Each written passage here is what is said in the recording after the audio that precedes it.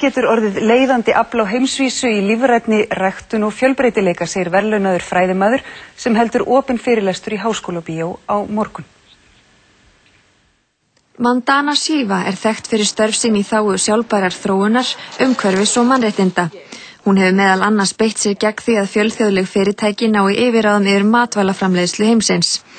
Hún jafnframt einn af þekktustu talsmönnum umhverfis feminisma og lítur svo á að það sé menning feðraveldis og kapítalisma sem viðhaldi yfirráðum karla í samfélaginu á kostnað kvenna og stuðli jafnframt að ofnýtingu náttúrunnar.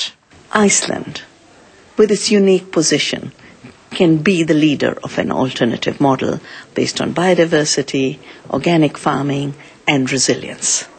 Vandana álítur stóriðjustefnu varasama og rökin fyrir því að fleiri álver rísi á Íslandi vera hæpin.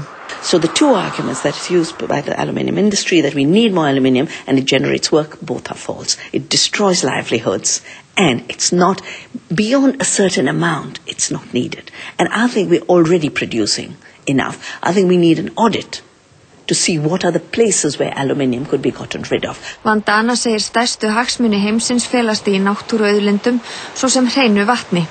Vatnið tilheyri öllum íbúum samfélagsins og eigi aldrei að fara í einkaeign. Water democracy also means that people should have a role to decide. And I think in Iceland people have a role to decide, should water be used by aluminium smelters or should it be used for organic gardens?